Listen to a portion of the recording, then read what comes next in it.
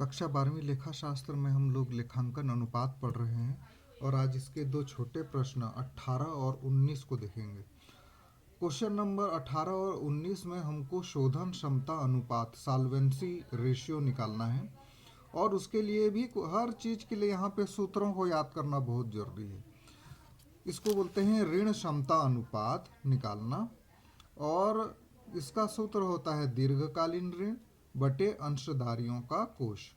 इसको निकाल के ही इस सूत्र में मान रख के ही हम लोग को ऋण क्षमता अनुपात का पता चलेगा। प्रश्न में दिया हुआ है दीर्घकालीन ऋण जिसमें कि 12% ऋण पत्र हैं 75,000 और अंशधारियों का कोष हमको निकालना पड़ता है और अंशधारियों का कोष का फॉर्मूला होता है अंश पूंजी धन सामान्य संचय धन संचित लाभ। और प्रश्न में दिया है अंश पूंजी 2 लाख है, 20,000 समता अंश 10 रुपये वाले, सामान्य संचय दिया है 10,000 और संचित लाभ दिया है 15,000। तो ये तीनों को हम लोग जोड़ेंगे तो आएगा ये 15,000 है, 2,25,000। अब हम लोग सूत्र में मान रखेंगे क्योंकि हमको दीर्घकालीन ऋण में ऋण पत्र आते हैं। 75,000 दिया हुआ है, इस सूत्र में हम लोग मान रखेंगे तो दीर्घकालीन ऋण है 75,000 और अंशधारियों का कोष हम लोगों ने निकाला है 2,25,000। और जब इसको हम लोग डिवाइड करेंगे ये 30 कट जाएगा, ये 30 कट जाएगा और 75 से 75 वन जा 75 थ्री जा। अब एक को हम लोग डिवाइड करेंगे 3 से तो आएगा दशमलव लगाए 0, 3 3 जा 9, एक आया फिर शून्य लगाए 3 3 जा 9, तो ये 0.33 लगभग आएगा। तो नीचे में तो एक आता है हमेशा, तो ये आएगा 0.33 अनुपात 1। तो ये हमारा होगा ऋण क्षमता अनुपात। ठीक इसी के अनुसार से हम 19वां सवाल को भी हम लोग बनाएंगे। 19वें सवाल में हमको मिला हुआ है दीर्घकालीन ऋण 3 लाख रुपया और जो कि 12% ऋण पत्र है, 12% ऋण पत्र है। और अंशधारियों का कोष ठीक हम लोग वैसे ही निकालेंगे, अंश पूंजी। और उसके बाद है प्रश्न में लिखा है सामान्य संचिति 3,20,000।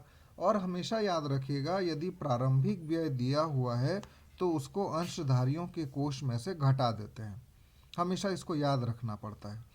तो इसमें हमको प्रारंभिक व्यय प्रश्न में दिया हुआ है 20,000, तो उसको हम लोग घटा देंगे। तो 4 लाख अंश पूंजी, संचिति है 3,20,000, इसमें से 20,000 को घटा देंगे तो आएगा 7 लाख।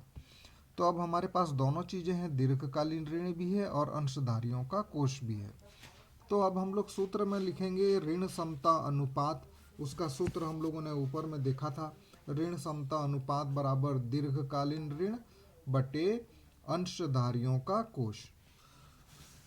तो इसमें हम लोग 3 लाख यहाँ पे है निकाले हैं और 7 लाख हमको अंशधारियों का कोष के रूप में मिला है। अब ये 0 0 सब काट देंगे हम लोग। अब 3 से 7 को भाग देंगे, 3 को 7 से भाग देंगे तो आएगा 0.43 अनुपात 1। तो इस प्रश्न में ध्यान देने वाली बात यह है कि हमको हमेशा सूत्रों को याद रखना है।